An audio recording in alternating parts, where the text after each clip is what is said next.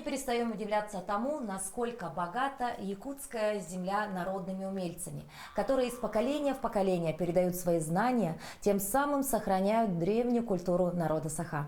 И рядом со мной находится Дарья Семеновна. Она является народным мастером Российской Федерации, а также народным мастером Республики Саха-Якутия. И сегодня вместе с ней мы попробуем окунуться в мир народного творчества. Здравствуйте. Здравствуйте.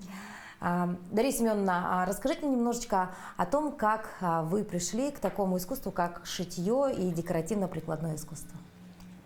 Да, я родом из севера Якутии, да, из Вено-Батантайского луса. Конечно, вот такой талант прежде всего передается от мамы. Например, у меня бабушки не было, поэтому мне это пришло от мамы. Мама говорила, что у меня нет времени тебя обучать, так что сиди рядом и смотри, и сама себя обучайся. Но по судьбе я вот из-за Вено-Батантайска, из Северного Луса, я выходила замуж вот в среднем, в Шуропчинском Лусе замуж вышла. Там, оказывается, все женщины, почти каждый второй, очень хорошо вышивает, очень хорошо шьет, там бисер или занимается вот традиционным шитьем. И просто я сразу с ними познакомилась, это народными мастерами. Конечно, пока я жила в Чоропче, я все время вот занималась там музеем. И это с этими, чоропчинскими мастерицами, да. Но потом эта судьба тоже меня свела. Здесь Петрова Светлана Ивановна, она доцент кафедры и культуры и фольклора при СВПУ. И мы стали у нее обучать. Мы шить умели, но мы не знали, как это испокон веков наши предки, что как по традиционному шитью. И поэтому я лет 5, наверное, у нее в мастерской, авторской школе там проходила полный курс по традиционному шитью. Практически высшее образование получили, да? Почти. Потому что это обязательно нам, вот современным мастерицам, это обязательно надо, чтобы мы знали. Конечно. Вот, знали там методику традиционного шитья. Например, это моя работа. Да, мы сейчас видим вашу работу, да, из заштампованных металлических бляшек. И вышито там бисером. Бисером. Очень кропотливая работа, Дарья Семеновна. А сразу возникает вопрос, сколько времени ушло? Примерно хотя бы, может, вспомнить, это месяцы, годы или это, в принципе… 2,5 года. 2,5 года. Это вот так вот подетально вы вышивали, да? Да, подетально вышивали. Это надо, для этого тоже очень много надо уметь. Терпение надо, там и рисовать надо, этот узор. И узор должно быть не такой простой, а именно вот испокон веков наши предки, именно какими рисунками, узорами они пришли вот… Надо сохранять эти традиции. Да, сохранять наши традиции, потому что там имеет свое значение каждый узор, каждый виток. Но давайте все-таки поговорим вообще, что же такое чапарах, да, и для чего он раньше-то использовался, да. Сейчас, конечно, это для, наверное, красоты, да, для дома, это такой, для интерьера, да, создания уюта, да. А раньше все-таки… Наши предки, якуты, да, они очень большое значение уделяли именно вот для убранства верхового коня. Еще там есть кычимы, которые по бокам одеваются на лошади. Есть, например, у меня вот еще там для украшения хвоста, тоже, да? нахвостник называется.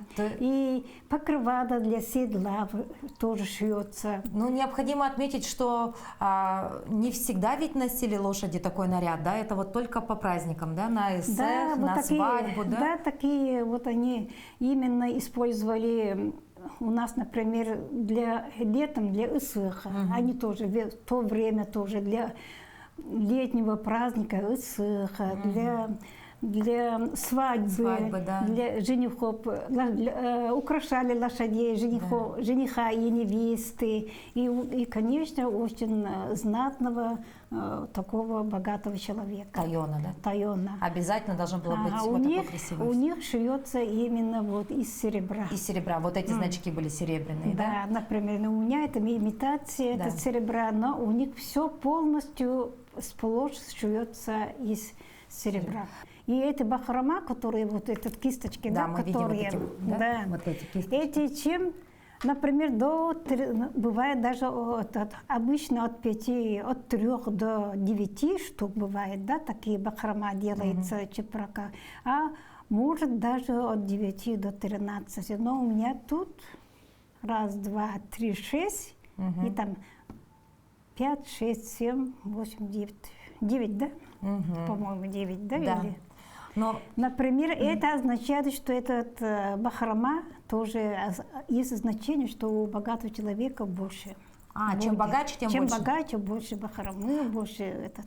А бахрома всегда делается вот из замши или тканевой тоже, может быть, из ткани? Ну, из ткани может быть только вот в таком случае, что если они сшиты из полоскутной мозаики. Да, вот мы переходим плавно к тому, чем вы сейчас занимаетесь, да? Сегодня вы работаете руководителем кружка, да, по лоскутному шитью, да? Очень интересно. И у вас проходят такие мастер-классы постоянно, вы обучаете, да? Да. Кто к вам приходит? Это все-таки студенты, молодежь или люди уже зрелого возраста? Ну, я вот по лоскутной мозаике, да, с кантированием уже вот подряд уже 10 лет я работаю среди женщин.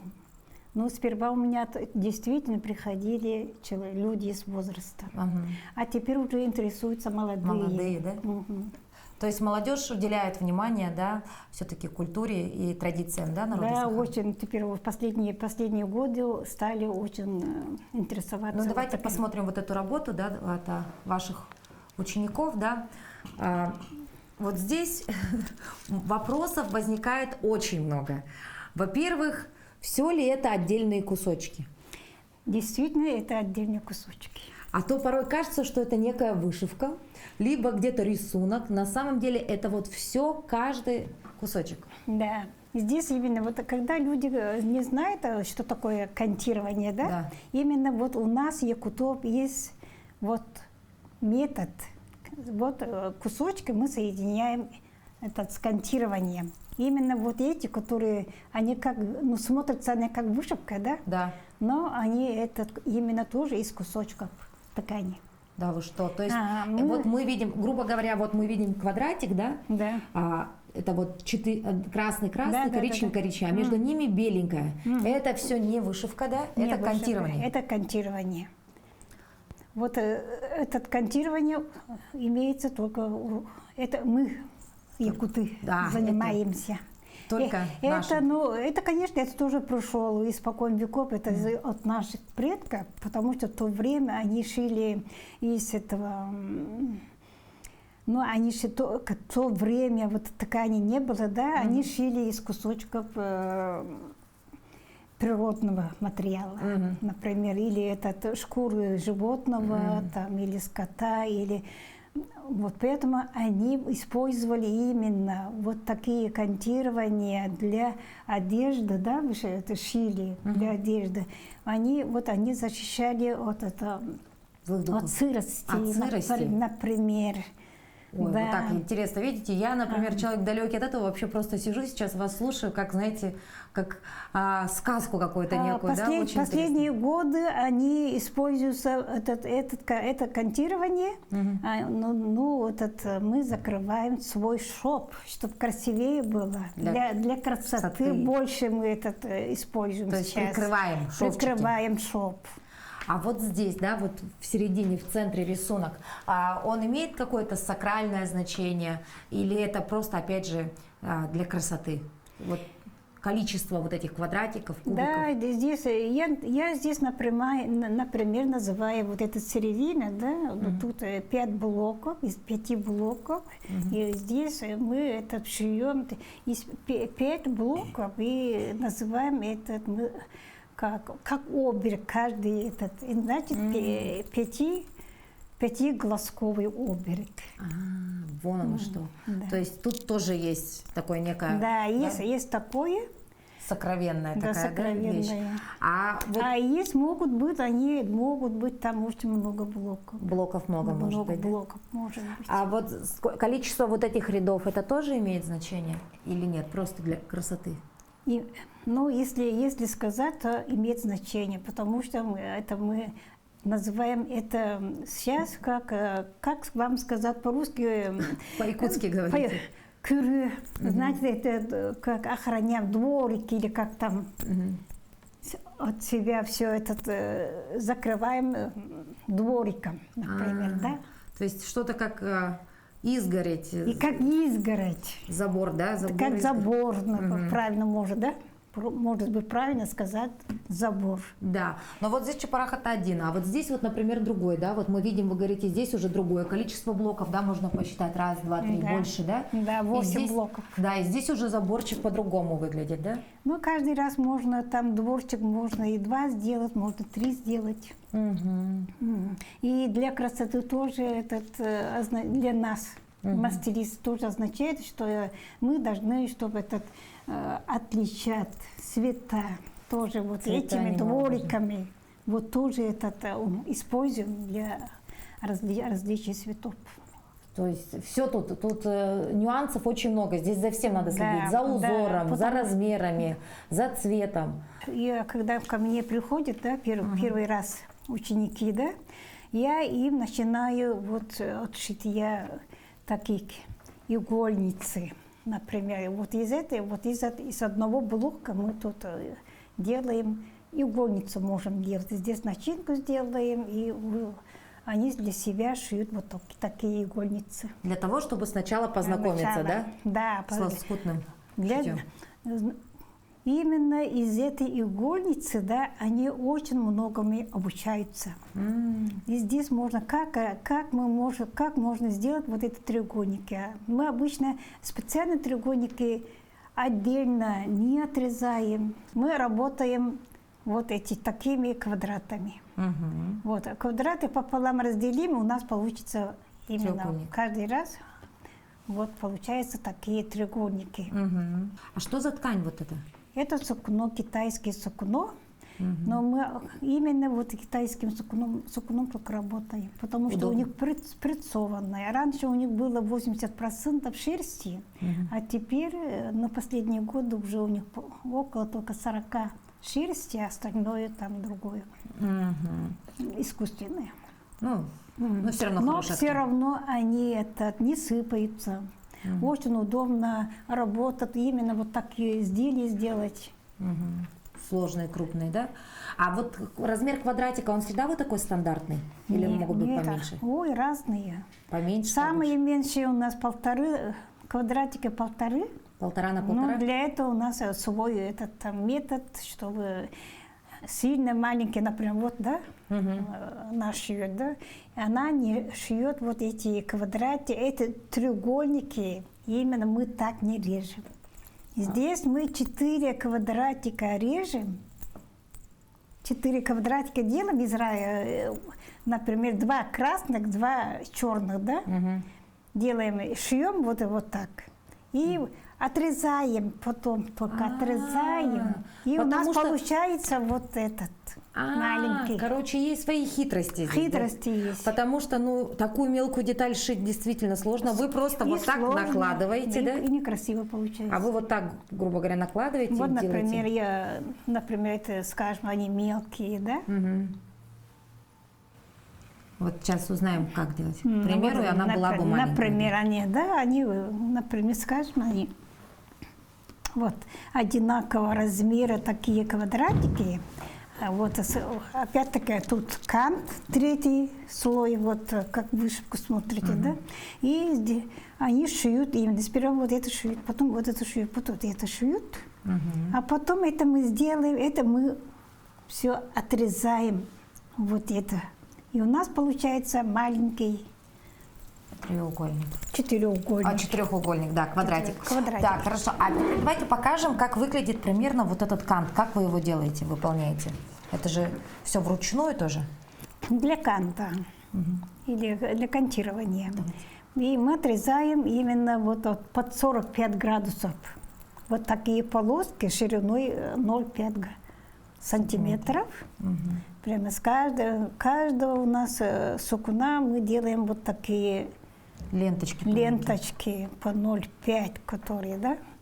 Например, скажем, вот этот у нас материалчик, да, скажем, это однотонный материальчик, а мы отрезаем вот так, под 45 градусов, потому что обязательно должно быть, и он этот, и не сыпается, Тянется немножко, да? и немножко тянется, поэтому вот так удобно работать с таким кантом.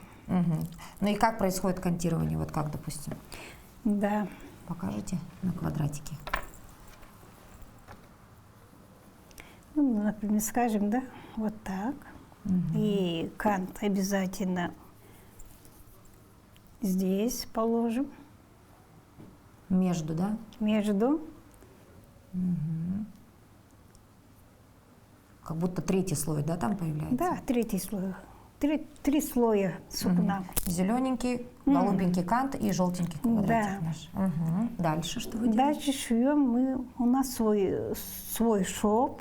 Этим швом использовали наши предки, они шили свои и штаны, и платья, и все, да, остальное. И теперь я, например, мои ученики, все мы шьем именно таким швом. Но это очень даже похоже на машинный шов. Я говорила, что шов у нас определенный свой. Он всегда один и тот же, да? Да. Сперва прямо, конечно, да? Это и тут оставляем еще один, потому что мы здесь закрепляем, чтобы потом этот. Вот так. Вот так вот. А теперь уже начинаем шить. Обязательно у нас иголка должна быть все время направо смотреть. Да, что? Да, вот так вот. Секреты какие, да? Да, только секрет такой, все, вот. Да, я по диагонали я этот направо. А теперь я с той стороны должен выходить по этой же, которого отсюда, да? Вот отсюда, который шила. Вот. И опять-таки у меня, когда я вот шила, да, опять-таки вот направо смотрим. Да. А иголка всегда направо. Что туда, да, что обратно. Туда. Тогда у нас получается вот такой шов, как машинный. Вот, теперь тоже я смотрю направо. С той стороны я тоже отсюда выхожу, тоже направо, но обязательно вот откуда вот. Откуда выходила иголка? Выходила, да. Вот. Все, опять-таки направо. И все. Вот только один секрет. И у нас получится как машинный шов. И до конца мы шьем, потом обратно, когда 3 раза, ну, произвольно 3 раза обратно идем. Закрепили и отрезаем. Все. А вот вы сегодня говорите, у вас вот кружок, да? А к вам приходят женщины, девушки, да? А мужчины приходят учиться такому ремеслу? Нет? Такого ремесла у меня нет такого, да, но есть, которые шьют. Мастера есть у нас в республике, есть да? у других, да. И не один. А есть какая-то мечта? Может, хотите выучить какую-то новую технику? Или, может быть, хотите сшить какое-то изделие? Мечта какая-то есть у вас? Ну, у меня была такая мечта. Шить этот из бересты. Но я уже несколько лет просто обучалась, но сперва мелкие, да, там эти ведерки шила, обучалась. И в это лето я уже шила для себя такой большой, для себя такой короб для шитья. Это была моя мечта. Все, сейчас мечты пока что нет. А дальше, да? Да, еще. А сейчас-то о чем мечтаете? Может быть, еще что-то шить, нет? Пошить? Пошить, конечно, я все время людей обучаю для себя. Например, я хочу для себя хорошее, национальное, традиционное Холодай. бутаксон, О, пальто. понятно. Мгм. Это сложно, это долго, да? Это сложно, но у меня все материалы уже давным-давно все есть. Времени не хватает. Да, эскизы, конечно, все есть, но времени не хватает именно. Мгм. Так, ну что, Дарья Семеновна, мы здесь прошили Всё, одну прошили. стеночку. Давайте посмотрим. Вот. Да, все. Теперь мы выворачиваем наш квадратик. Видим остатки канта. И вот, да, это как мы должны вот этот вот так Подстричь. отрезать. На пальцы положили, вот так. И вот она получился полосочка. Вот так, да? Посмотрите, вот она вот таким И вот образом. эта полосочка получилась. После этого у нас даже для утюжки есть свое правило. Еще и тюжить надо. Ну Ага. да, а то бы она- И я, например, требую от своих учеников, да, именно, чтобы этот припуск они сделали не больше 2 миллиметров. Мгм. Или, самое главное, они делают мне 1,5 миллиметра.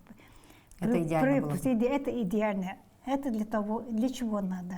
Это надо, чтобы потом утюжить, да? Сперва мы утюжим вот с лицевой стороны утюжим, Мгм. но только утюжим не так, что как этот, Утюгом, ага. утюгом, а просто положим, Мгм.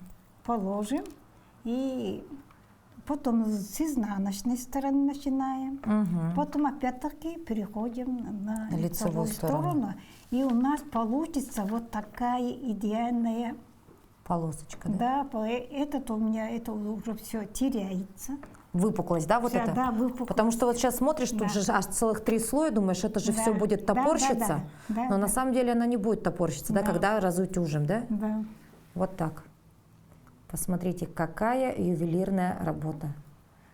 И вот так вот квадратик за квадратиком, квадратик Да, за и квадратиком, и получаются такие создается работы. произведение искусства. Да? Мы вот сейчас можем показать, да, некоторые варианты лоскутного шитья, да, у вас здесь.